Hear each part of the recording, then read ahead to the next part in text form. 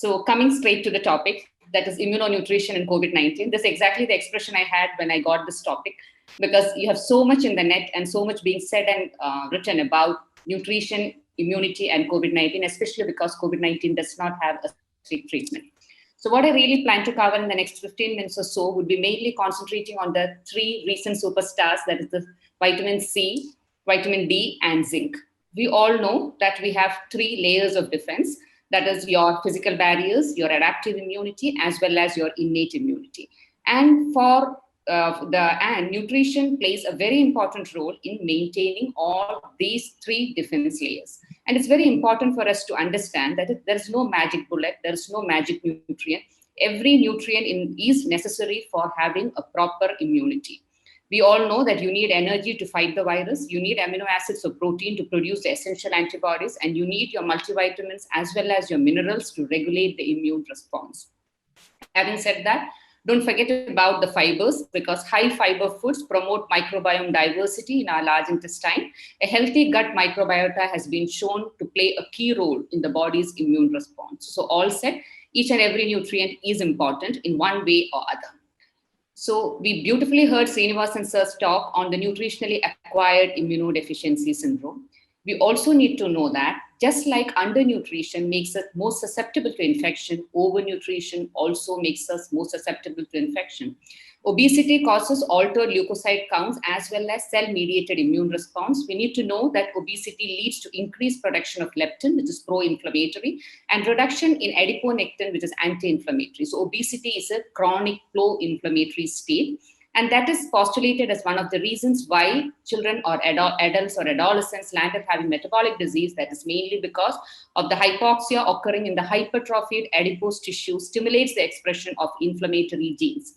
And we all know that there's a very high prevalence of obesity in COVID ARDS. So undernutrition and overnutrition are equally deleterious to the immune response.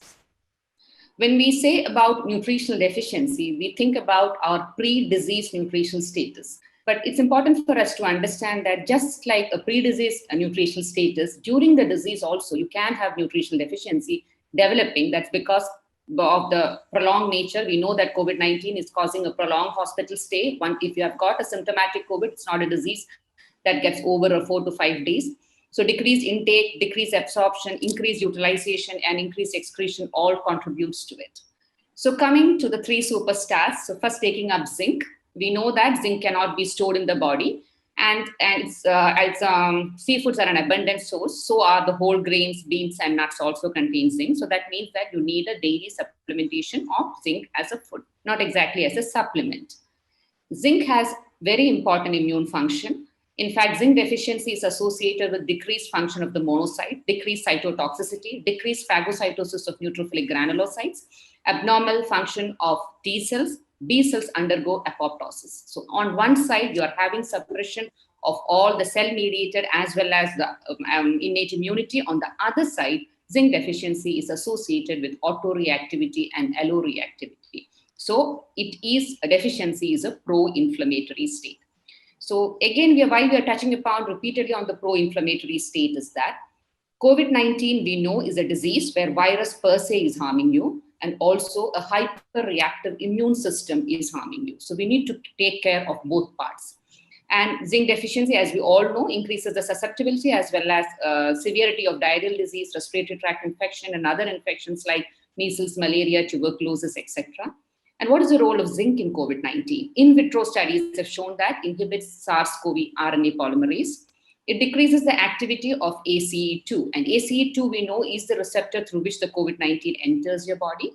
It increases the production of interferon alpha, which is a very potent antiviral activity. And it has got anti-inflammatory activity. So having said this, it's very interesting to note that the risk factors for severe COVID and risk factors for zinc deficiency are incidentally the same. So does that mean we have enough evidence to say that the zinc causes a decrease in morbidity or mortality? This was a very recent study which was presented at ESPIS conference in September 2020, which showed that each unit increase in plasma zinc at admission to hospital was associated with 7% reduced risk of in-hospital mortality. They also showed that a zinc level lower than 50 microgram per deciliter at admission was associated with 2.3 times increased risk of in-hospital death. This was another small study from India of just 47 patients, but what is important for us to note is that 57.4 patients were zinc deficient. So zinc deficient in general population seems to be high, even though the worldwide zinc deficiency is taken as 17%. And zinc deficiency was associated with more complications, longer hospital stay, and mortality.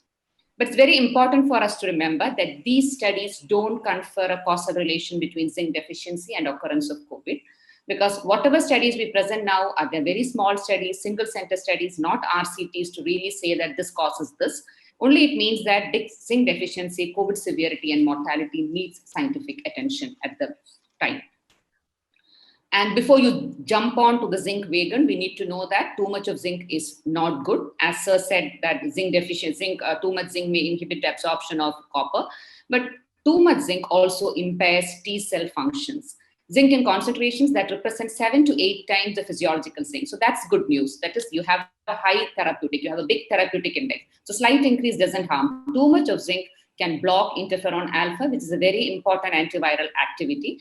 And zinc in dose of 100 milligram per day is considered as immunosuppressive. So that we have to take care. We are not looking at high doses of zinc. Now coming to the next vitamin, that is vitamin C. We all know it's an antioxidant with an immunomodulatory properties. But what is interesting regarding vitamin C is that a daily dose of 90 milligram is enough to prevent scurvy. But during time, if you want to prevent a viral exposure or physiological stress, the vitamin C need goes higher. So these are some of the studies, very interesting study published way back in 1978, a preclinical study done in chick embryo tracheal cells. They found that vitamin C increased the resistance to infection caused by coronavirus.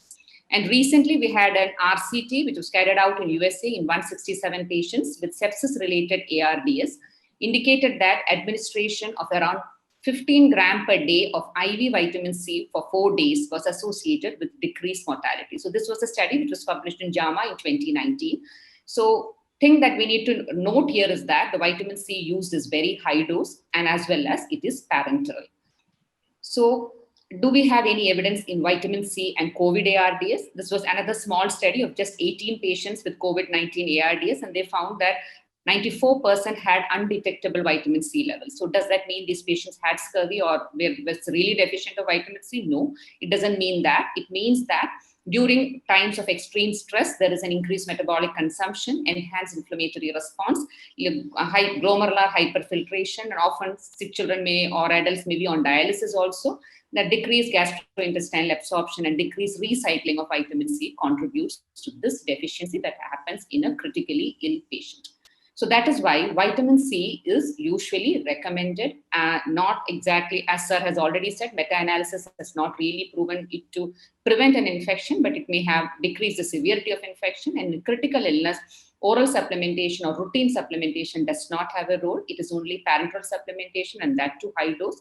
Again, it's a double-edged weapon, because too much of ascorbic acid may cause oxalate accumulation in the kidneys. Already 2 case reports of oxalate-induced kidney injury has been reported recently in COVID patients.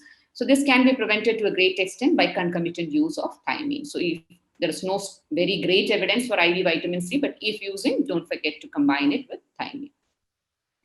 Now coming to the last vitamin, that is vitamin D. And vitamin D is a vitamin which seems to be the panacea answer for all malaise of mankind now. But we know that vitamin D can boost the innate immunity. And once it boosts the innate immunity, thus it can decrease the viral load, leading to a decreased overactivation of adaptive immunity. It decreases interleukin-6 and tumor necrosis factor alpha. An important finding is T regulatory lymphocytes are markedly lower in severe COVID-19 cases. Vitamin D supplementation can increase the T regulatory lymphocytes. So T regulatory lymphocytes are important for us to see that we are not responding with a cytokine storm to a severe infection. Vitamin D deficiency is associated with higher CRP and possibly increased risk of cytokine storm. So having said that, we have 2 recent studies. One has showed the retrospective case control study of 216 COVID-19 patients, where they found that the vitamin D level was lower in hospitalized patients compared to the basic population, general population. So probably it was increasing your susceptibility. Another study showed that these were patients who were not very sick. They were mildly symptomatic or asymptomatic patients, where they found that if large dose of vitamin D was given, the patients turned negative earlier than those who were not given vitamin D. But earlier studies are there, which shows that chronic low dose is better than bolus dose in prevention of VRA. So if you're looking at taking vitamin D as a supplement to prevent a respiratory infection rather than bolus doses, it's a daily dose that is important, whether as a supplement or proper food intake is more important. Single large enteral dose does not improve outcome of vitamin D deficient ICU patients. The previous study was asymptomatic patients. In ICU patients, giving a large enteral dose has not found to increase the outcome, whether it is pneumonia or sepsis. So having said this, so what is the nutshell? There is no individual nutritional supplement will stop a person contracting the highly infectious virus like COVID-19. The best way to support your immune system is to maintain a healthy, well-balanced diet. Supplements cannot substitute a healthy diet. Overnutrition and undernutrition both may be deleterious. Vitamin C in high dose, vitamin D in normal dose, zinc supplementation may have a role. And so we don't have a single food which is going to help us. It is the multitude of foods and colors which is going to help us in this pandemic. Thank you.